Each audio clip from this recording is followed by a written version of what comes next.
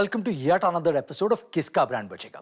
With digital growing 5 times in the last 5 years, one might think out-of-home and traditional advertising might be losing its steam. That is far from the truth as brands continue to spend time, effort and money to stand out on the billboards. The year started with a massive out-of-home activity carried out by Jeep. It was created to showcase the brand's motto, go anywhere and do anything. Spotify won hearts with its hyperlocal campaign. In a technology-driven out-of-home innovation, Tanishq used augmented reality at airports to get users to try on their jewelry and get them to interact with their brand. The one that takes points for being most agile and creative has to be Xiaomi's Jab on OnePlus. A well-devised and executed out-of-home not just guarantees visibility and recall, but also gets lakhs of rupees worth of PR. I get ready to put on my fashionable best and go on to check out some more billboards. In the meanwhile, to talk about fashion, we have an illustrious panel set for you. Over to Ashmeet at Brand Adda. Jeans, arguably till date, are an iconic addition to our fashion wardrobe. But the designers who created it, the iconic stars who flaunt it, and the business acumen that went behind it to make it mainstream is what adds to the core of this glamour industry. An industry in which designers, consumers, influencers, businesses are in a complex codependent relationship. But the panel today have made their mark in this muddled industry while looking the epitome of grace and ebullience while at it. Presenting to you the panel. We've got couturier, costume stylist, entrepreneur, social media influencer, and revivalist. The man who has redefined the costume industries. Mr. Manish Malhotra, welcome. The next we have the youngest designer to debut at Lakme Fashion Week. His style can be best described as a blend of regimental influences and contemporary silhouettes with a flavor of today's India, Mr. Kunal Rawal. The next panelist that we have is the woman who is behind the biggest beauty pageant in the industry, the brand and operations head of Miss India Organisation, Ms. Natasha Grover, and an experienced head of marketing with a demonstrated history of working in the retail industry. The CMO of FBB, Future Retail, Mrs. Prachi Mohapatra. Honored to have you guys on this panel. We're very excited to be here. And excited to have the diverse opinions. But before we start off with any questions on the industry, what we would actually like to understand is that riding the trend wave is key to becoming the fashion icon in the country. But who defines these trends? Is it the designers who create the wearable art? Or the consumers through their likes, dislikes, and opinions? Well, I think it's now, if you speak about the present time, it's become parallel. It's all about coexisting. So it's not just the designers, it's also the influencers. It's what people are seeing all across the social media. And it's also the audience which gives you that immediate feedback on what they're liking, what they're not liking. So I think it's like so much knowledge out there today that, so for example, internationally, we already know what's going to be in next year. But how much each one of us as designers can adapt that and get that in your own collections and present it is what it is. But I think that there's one part of us which should follow a trend and one part of us which should make a trend. So that's what it is, I think. I agree. Kind of, what we call in our marketing parlance as instant gratification. Like most of our consumers nowadays are watching something live. It becomes a vicious circle of what they consume, what they're exposed to, and what they like at the end of the day. So you immediately get a reflection of their tastes, and it just builds on into the entire fashion churn that we are putting it out for them. Correct. I too agree with what both of them have said, because it's always a combination about the voice of the label, what you want to put out there, which is slightly more impulsive, and the market. I think more than the market, it's the usage of the consumer.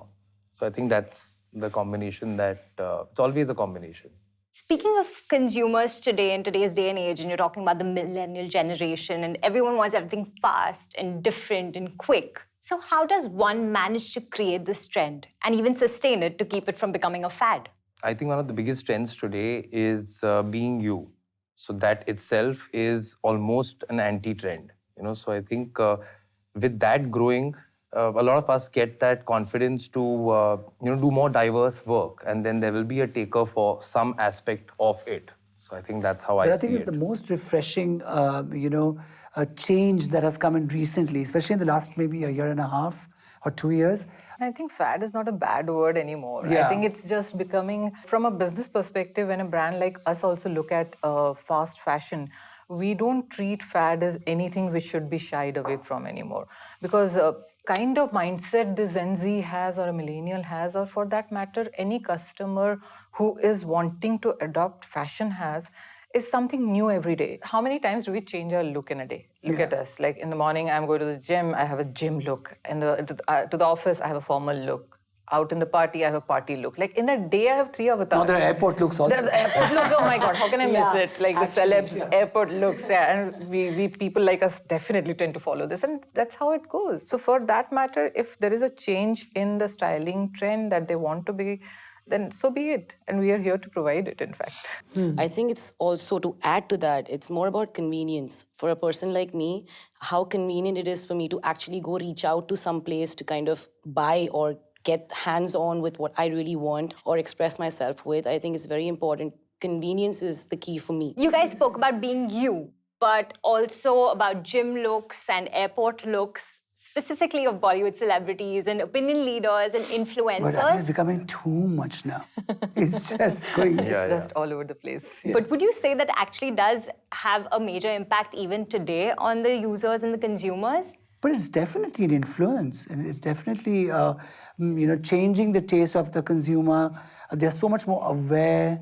Generally, when we work with influencers, what we have started noticing is there is a macro influencer panel, and like an umbrella macro influencer, and then there's a micro influencer. So, for example, if you go to a place like Lucknow or Cochin for that matter, you see there are so many micro influencers or localized influencers who actually have a say and influence the way the culture of that location is built up. While these guys over there will be exposed to the bigger macro influencers also. I opened my store in Delhi about 6 years ago, and I've never had a client walk in and say, oh, I want to wear this lehenga from a movie.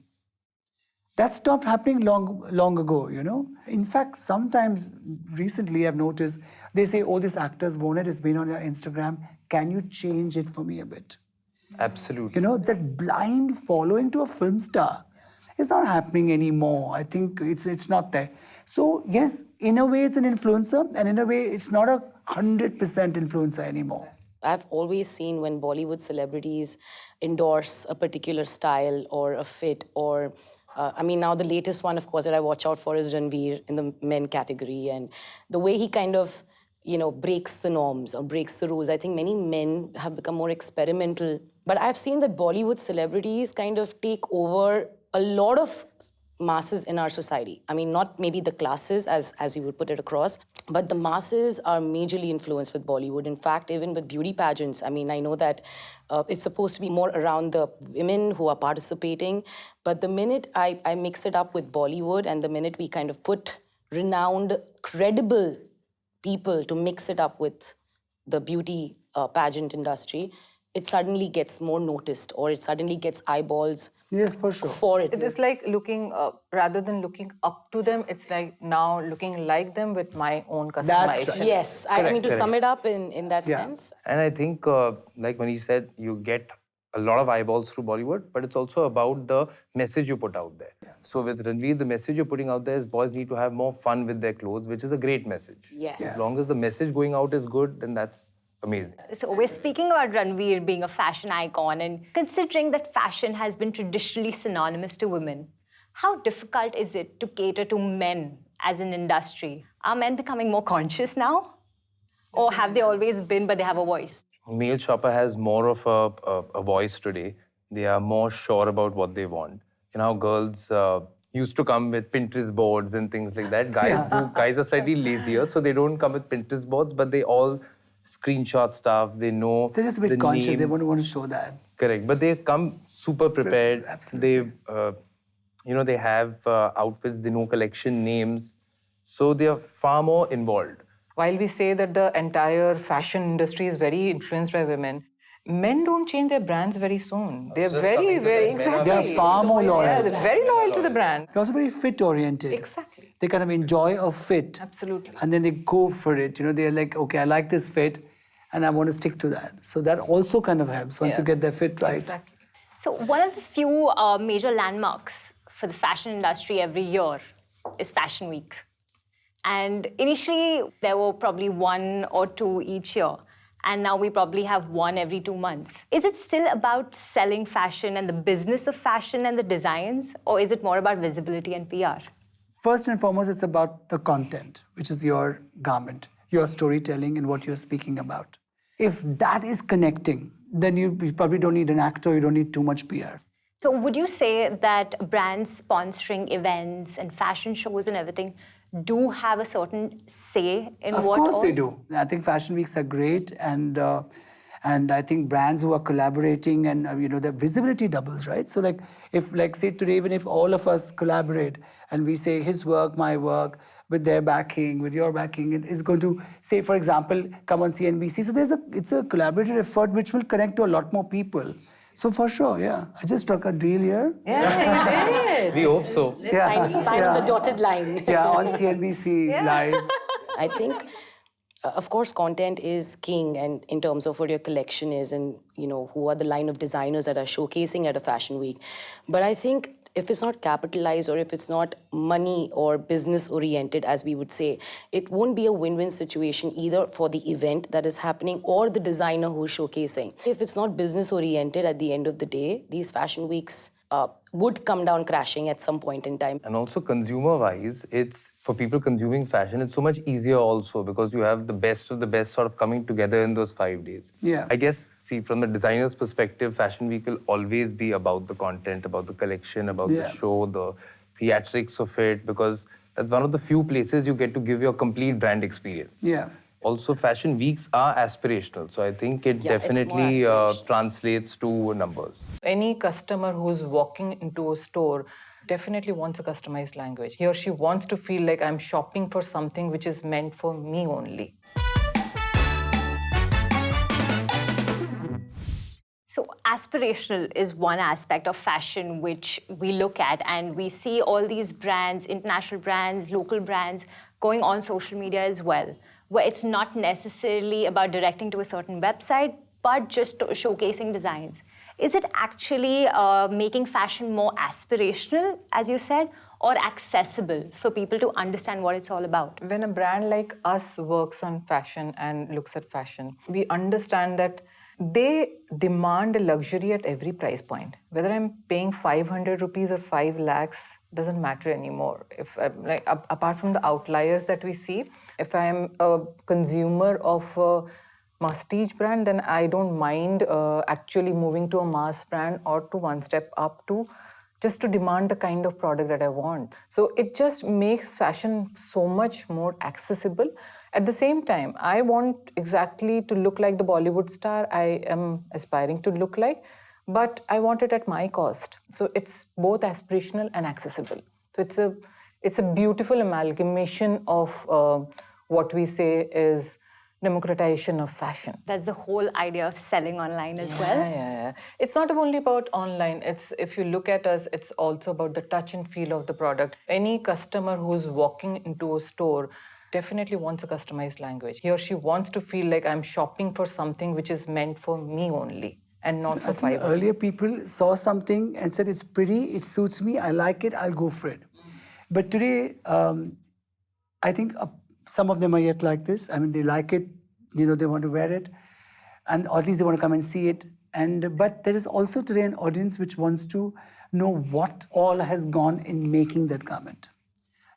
How many people have worked on it, or what was the technique, what was from the dyeing to the embellishment to the craft of it.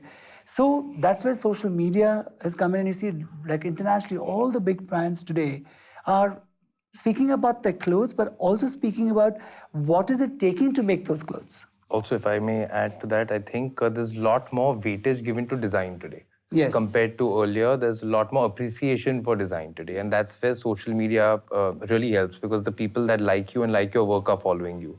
So that's where you get a chance to do the storytelling bit and give the whole process of how it becomes the final garment. I think that's where social media is really, really helpful. But would you say that it would, at some point, probably go over to the shopping front as well, or still traditional store experiences are Pioneers. It all depends on the garment that you're purchasing. I mean, in the sense, if I tomorrow I'm investing in a garment or in an avatar which is say couture or which requires an investment from me or which has a heavy investment from me, I will want to go. I would want to experience trying that out and fit into it and talk about it and see how it can be customized, the color that I like, to the embroidery probably that I would like on it. But again, if I want to probably go and buy a Zara jacket, for instance, and I just want to go and see if there's a sale happening, if not a sale, if I can just go online and just click on it and pick it up. It all depends on how much investment I'm making at the end of the day as well, as a consumer. I think it's also trusting in a brand, knowing your fits, being familiar with the brand. So I think for that, your first touch point for a product like mine and a product like Manish's would be brick and mortar. So you need to have that touch, feel, things like that. Once you know your fit, once you know your style, you have confidence in the label, then you just go online. Everyone wants convenience. You just go click, and then you get things that you want. Everyone wants convenience. So I think that is moving online soon enough. The country is known for big fat Indian weddings. But from a fashion business perspective, how big and fat are these weddings? How much of a challenge is it to cater to these kind of bridezillas and groomzillas and their relatives alike? I think our fashion industry is not that old. I mean, we are the first generation of designers. And it's about, 30, 35 years old that it's actually started as an industry. So it's gone through its journey of looking down on and saying, oh, that's not couture because it's just bridal and it's only lehengas and it's only sherwanis and all of that. But ultimately, it's all come down to weddings because I think that's also where every family, and according to what they want to, wants to spend, wants to go in for new clothes, gets into customization. So I think weddings has become the entire India couture scene, literally. And I see more and more designers getting into it. And that is a part of our culture. Traditionally, Indians have always been known to have lavish weddings and luxury and all of that. So that's where you see a lot of designers today involved. And it is a great space to showcase some of your work. In fact, brand like us actually jump on into the wedding seasons primarily because it's not only about the bride and the grooms anymore. It is a huge gifting space. It's a huge season for brands like us also. And I'm sure for Kunal and Manish, it's like the most awaited season. Because for it is a us. celebration at the end of the day. Yeah. And with weddings today getting so personalized, you don't have two weddings which are the same or even similar today. So I think that's what keeps, from the designer side, designing for weddings also exciting. Also, I mean, just to add, women are investing into their bridal outfits, but they want to repeat that somewhere again, in the sense of, will I be able to wear this again at some function, or will I be, I don't know if that is... I hope there's surprise things like that. No, because I feel that, something that I've noticed as to how they're making it convenient for themselves, how to kind of reuse a garment as well. I think that becomes equally important whenever these brides go shopping. To answer your big fat wedding is a very big influencer or a big space for designers to show our work and everything. In the fashion industry, considering that urban India, at least, is westernizing significantly, do you think there would be an Indianization of the global industry also in terms of fashion? Not really. But of course, Indian designers already doing so well internationally, some of them. And the world is interested in Indian craft and textile that we have. Most of the international designers do a lot of the embroideries here in India. So the embroidery art that we have is phenomenal. But I think that if we have to take a lot of our Indian clothes as per se, international, you have to adapt to their culture as well and their wearability. I mean, they're not going to really wear a lehenga or a sherwani or a sari constantly unless you make the sari in such a way that it's almost on a zip and you can wear it like an option to a dress or a gown, Or your sherwani could become like a different looking bangala. So I think the adaptability would be important for Indian fashion to go global. I mean, these guys are the harbinger of changes. But when I look at the quantum of time it has taken for us also to adapt to the Western way of dressing up in sense of actually massifying or getting it down to brands like us, it has taken a whole lot of time for us to be also adapting to this entire culture of dressing up Western. So I also feel that, again, a big trend is cross-cultural influences. And I think it's a matter of time Indian designers go global. Indian design is cool and now globally cool. That being said, you have to adapt to a market. Yeah. But I think, yeah, the silhouettes that we have, you see so many of the Western designers using and borrowing from our silhouettes. The Sherwani is going through an evolution like never before because people are styling it in the Western world with as an overcoat and jackets. And I think there'll be a lot more of that happening. And I think it's just a matter of time that you'll see global design houses coming from India. I think we Indians are everywhere across the globe. Yes. Absolutely. So I think that's where the market really took from. And when the Indians there started, of course, the mass production started coming in from designers supporting the Indians globally. That's where I think it's all rooted from. And I think it's only fair to say that you guys are going to be taking it way ahead. I think social media has So been a big help. absolutely. Yeah. Absolutely. Maybe on a global front soon in the next 10 years? Maybe sooner. Sooner? Much sooner. All right, great. I would really like to thank all of the panelists today. Thank you so much. It has been an honor. Thank you so Thank much. you. for having us. Thank you. Great having you guys. Thank you. In a country where ghagras alone trend in millions, Indian fashion taking the world by storm is inevitable to say the least. This is Brand Adda at Kiska Brand Bajega, where we ensure to keep you dressed in the trendiest marketing attire. Be sure to get your fashion checked every week. Until then, Aditya Bhatt signing off. Kiska Brand Bajega gives you a chance to visit our studios and interact with India's biggest celebrity brands live by answering a simple question. What is the full form of FBB? A. Future at Big Bazaar. B. Fashion at Big Bazaar. C. Fashion at Brands Bazaar. D. Fashion beyond borders. Send your answers to us by commenting on our Instagram post and following our page at Kiska_brand_Bajega.